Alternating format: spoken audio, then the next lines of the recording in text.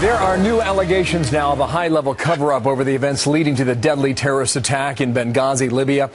Senate Minority Whip John Kyle making that suggestion yesterday on the talk shows.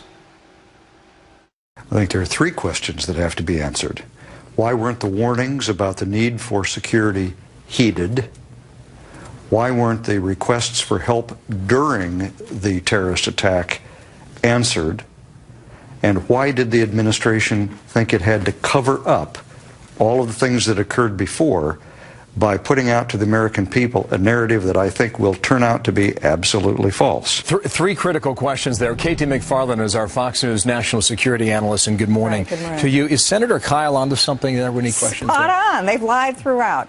They denied security requests prior to. They denied requests for reinforcements during the attack, and they've continued to cover up about it. Now, the question is, they've had so many different stories that you don't know what happened. Now, the question I then have is not what happened, why did it happen? Why did they feel they had to cover up from the very beginning? Because I think their entire Middle East policy has turned out to be an abject failure. Well, if that were the case, then that would have to be a decision that was made in the early hours of this attack in Benghazi. Yeah. Would you agree with that? Absolutely. Now, here's why. Here's the mindset that they had going into this. Everything that George Bush did, the Obama administration said, we'll do the opposite. If George Bush led from the front, we'll lead from behind. George Bush went in on the ground in Iraq. We're going to go in from the air in Libya. George Bush used contractors to provide security. We're going to use those Libyan guys to provide security in Libya. The problem was the Libyans weren't up to the job.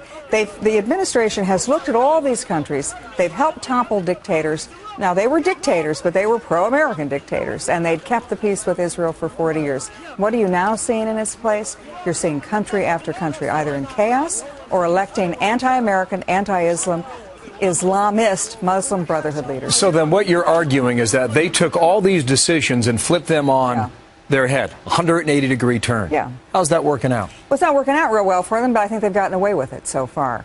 You know, the calls for what really happened in Benghazi, you know, you and Fox News have been carrying out the call, but no other mainstream media has really paid attention. They didn't even pay attention until it became a sex scandal with David Petraeus. Then everybody paid attention a little bit, but mostly about the sex scandal. Now, here we are, 10 weeks later. We still don't have any explanation of what happened or why it happened or who did it.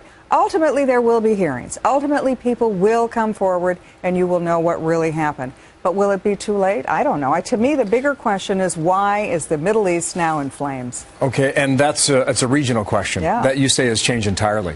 And what you would argue is that we're on the road to losing the entire Middle East. The president has said we want to pivot to Asia. We're getting out of the Middle East. We've gotten out of Iraq.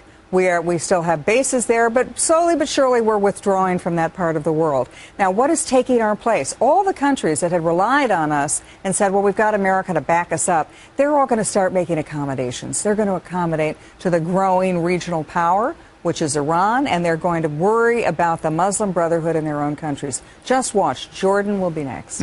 Jordan next. Jordan. Amman, Jordan? Amman, Jordan, a monarchy, a country that has had a peace agreement with Israel. They have a Muslim Brotherhood very active in Jordan, and there are now protests against the king. Well, it is true. There is a power vacuum in that region of the world. Yeah. Back here, though, Senator McCain was talking about Susan Rice. Yes. And he is suggesting now that she should testify because we need to hear her out. Now, some have parsed that and suggested he has softened his language.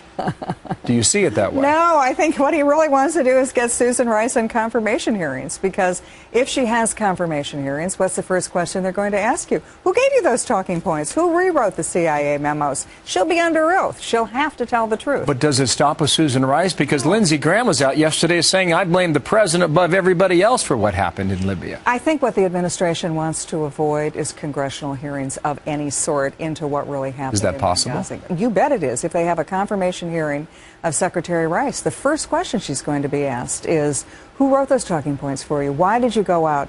Even days later, when it was obvious to every housewife in America that it was a terrorist attack, why did you go out and continue to blame a YouTube video? Why did you continue to say it was a flash mob that got out of control? Okay, KT, thank you. There's a lot more questions on this as you just continue to scratch the surface for what is quickly developing into a changing region. Thank you, KT. Good to see you there. Thanks. Okay, Martha.